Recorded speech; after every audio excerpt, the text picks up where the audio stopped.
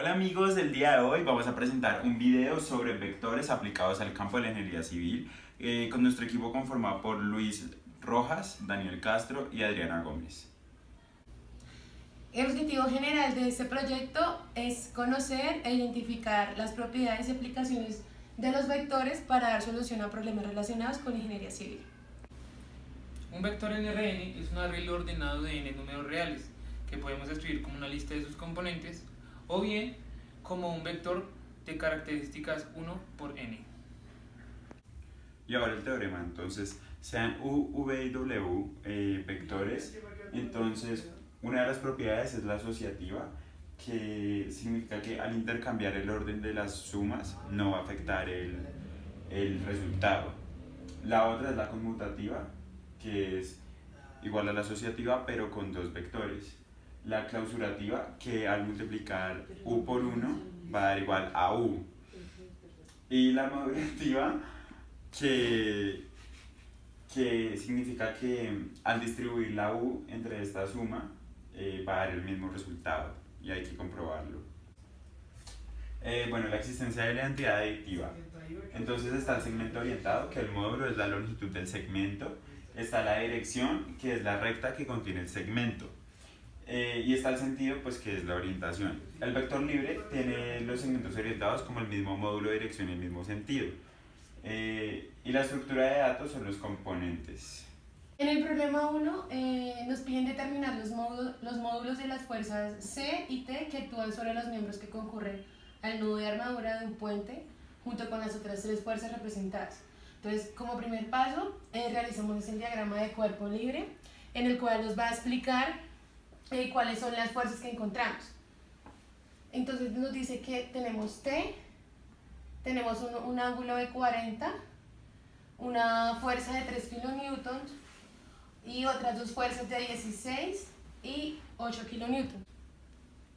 Posteriormente vamos a despejar T de Y, que va a ser igual a T por el seno de 40. Y también T de X, que va a ser igual a T por el coseno de 40, y C de X, que va a ser igual a C por el seno de 20, y C de Y, que es igual a C por el coseno de 20. Luego vamos a realizar sumatorias de fuerzas en Y, que sería T de Y menos 3 kilonewton menos Y igual a 0. Entonces, como ya tenemos T de Y, que es igual a T por seno de 40, lo reemplazamos, igual que C de Y, que es igual a C por coseno de 20. Realizamos la operación seno por 40, seno de 40 nos da 0,6427T menos 3 por el coseno de 20, que es 0,9396C, y lo igualamos a 3. Esa va a ser nuestra ecuación 2. Luego hacemos sumatorias de fuerzas en X, que va a ser 8 kilonewtons más TX más CX menos 16 kilonewtons igual a 0. Realizamos el mismo procedimiento. T de X tenemos que es T por coseno de 40 y C de X es seno de 20. Luego realizamos la multiplicación coseno de 40, que nos va a dar 0,766T más el seno de 20, que es 0,342, igual a 8. Restamos 16 menos 8. Y esa sería nuestra ecuación 1.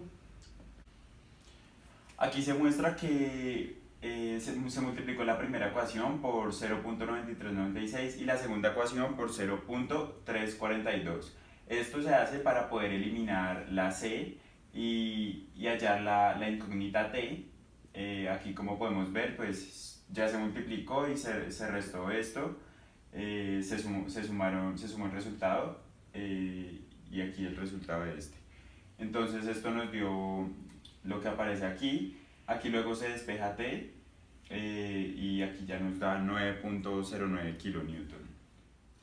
Y en esta ecuación se reemplazó el resultado de T que nos dio acá para poder hallar C.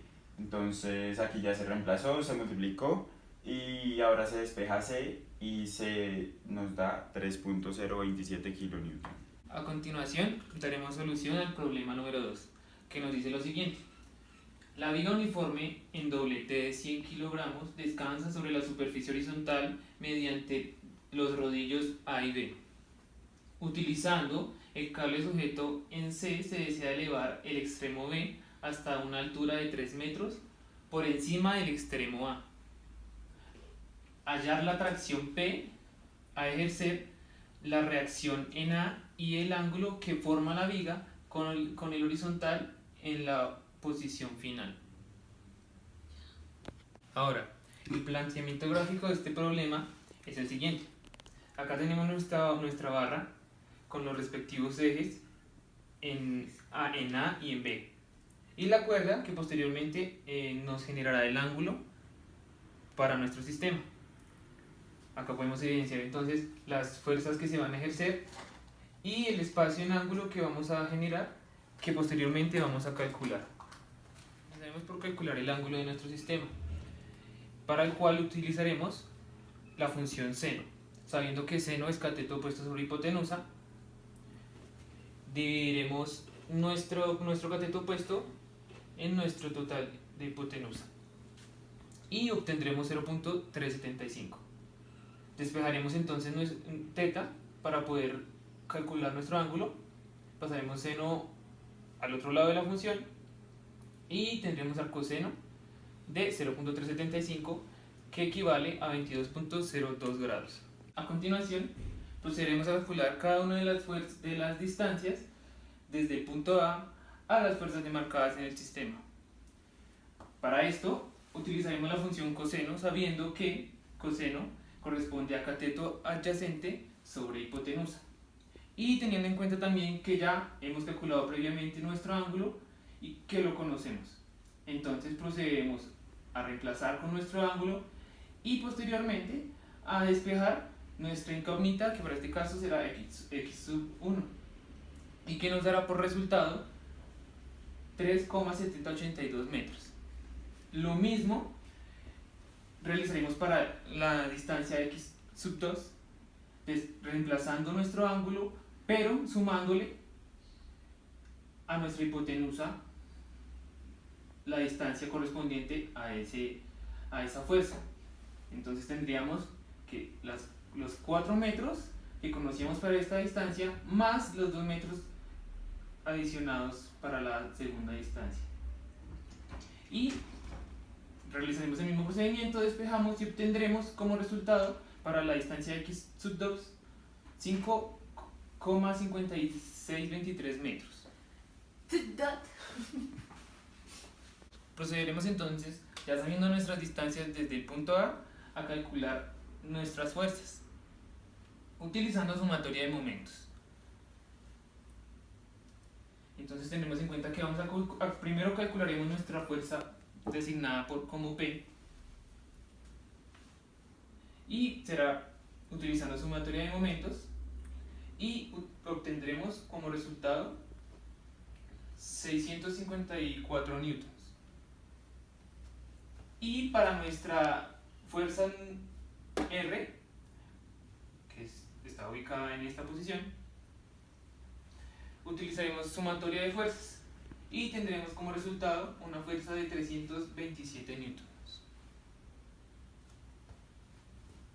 Relaciones elementales entre vectores. Comenzaremos por la suma y producto por escalar. Lo que nos dice esta operación es básicamente que utilizando la regla del vector B más el vector W, tendremos como resultado otro vector y asimismo este lo multiplicaremos por un escalar.